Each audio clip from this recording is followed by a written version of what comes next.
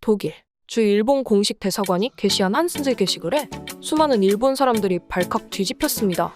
2022년 8월 9일 주 일본 독일 대사관은 하나의 글을 게시했습니다. 내용인즉슨 1945년 8월 9일 히로시마에 떨어진 하나의 원폭과 3일 후 새로운 원자 폭탄이 나가사키의 거리를 괴멸시켰다는 내용과 동시에 주 일본 독일 대사관은 과거 오늘 나가사키에 희생된 수십만 명의 사람들을 추모한다.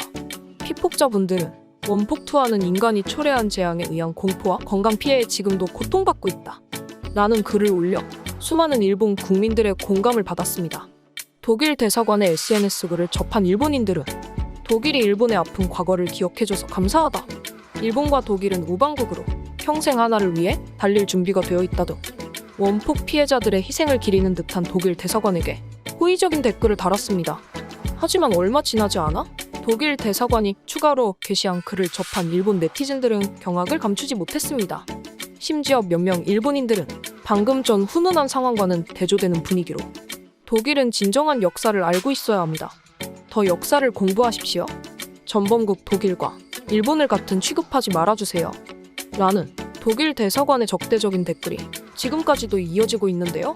방금까지만 해도 독일의 호의적인 일본인들은 도대체 무엇을 보고 이토록 태도가 돌변한 걸까요? 지금까지도 독일과 일본 하면 가장 먼저 떠오르는 이미지가 있습니다. 바로 주요 전범국이라는 이미지인데요. 이 두 국가가 지금까지도 많은 비난을 듣는 이유는 단순히 전쟁을 벌였다는 사실만 있어서 그런 건 아닙니다.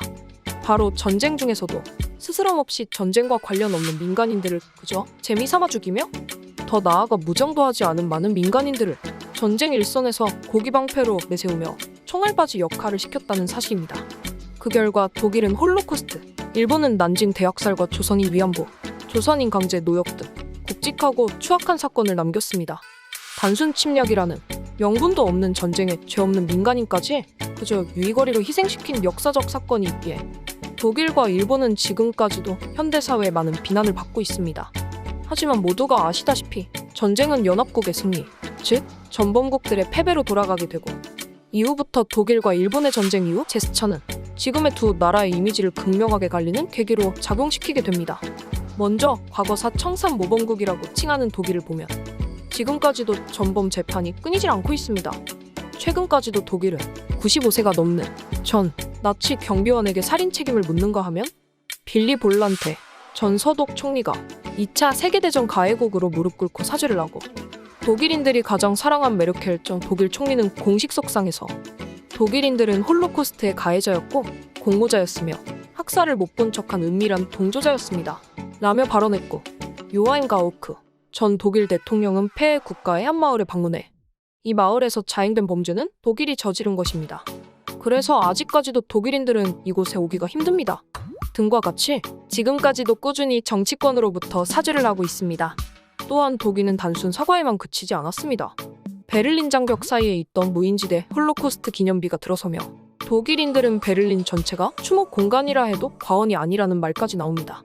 거기에 더해 독일은 나치 정권 때 저지른 집단 학살을 찬양, 부인, 경시한 자는 5년 이하의 징역형 또는 벌금형에 처한다는 글을 독일 헌법 130조 3항에 명시했습니다. 이와 같이 전쟁 후 70여 년이 지났지만 지금도 독일은 꾸준히 전범 피해 국들에 대한 사죄와 배상을 약속하고 있습니다. 그 결과 독일은 전범국임에도 불구하고 현재의 최대 경제협력 이후에 수장국으로서의 지위를 굳히고 있습니다. 반면 이와 같은 전범국이지만 이와 정확히 반대되는 행보를 걷는 나라가 있습니다. 바로 일본이죠. 일본은 독일과 달리 지금까지도 위안부 문제와 조선인 강제 노역 문제에 대한 질문에는 그들 스스로 선택한 일이지 절대 국가가 강제하지 않았다는 망언으로 뻔뻔함을 이어나가고 있습니다.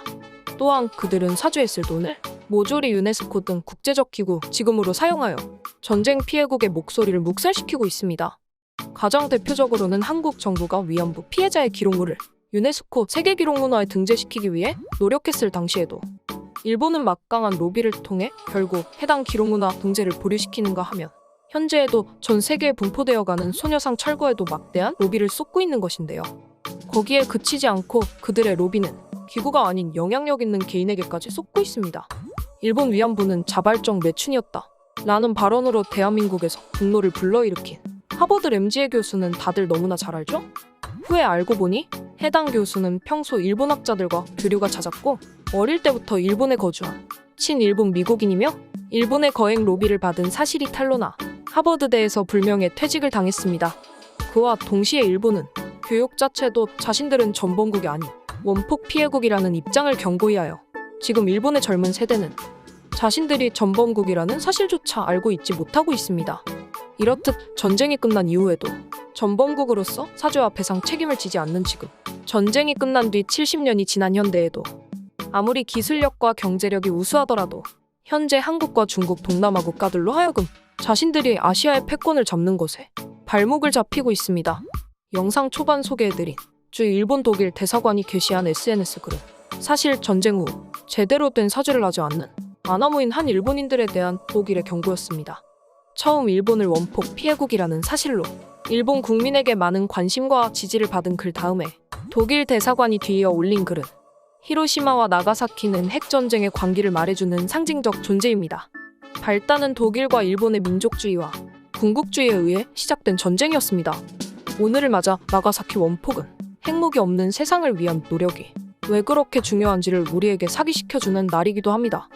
이것이 독일 대사관의 SNS 내용이었으며 물론 해당 SNS 글을 접한 일본인들은 난리가 났습니다. 어릴 때부터 철저히 원폭 피해국이라는 사실로만 교육을 받은 일본인들에게 대놓고 자신들이 가장 좋아하는 독일에게 전범국이라는 소리를 들었기 때문인데요. 일본인들은 자신들이 배운 역사와 다른 진실에 인지부조화를 일으키며 지금까지도 독일에 대해 실망했다는 글을 남기고 있습니다. 이렇듯 전 세계 일본 빼고 다 아는 역사의 진실. 하루빨리 일본에서도 진실을 깨닫고 한국과 주변국들에 대한 진심 어린 사과와 주변국들에 대한 배상이 이루어지기를 바라면서 오늘 준비한 K급 기밀은 여기까지입니다. 구독과 좋아요는 더 빠른 영상을 만드는 힘이 됩니다. 시청해주셔서 감사합니다.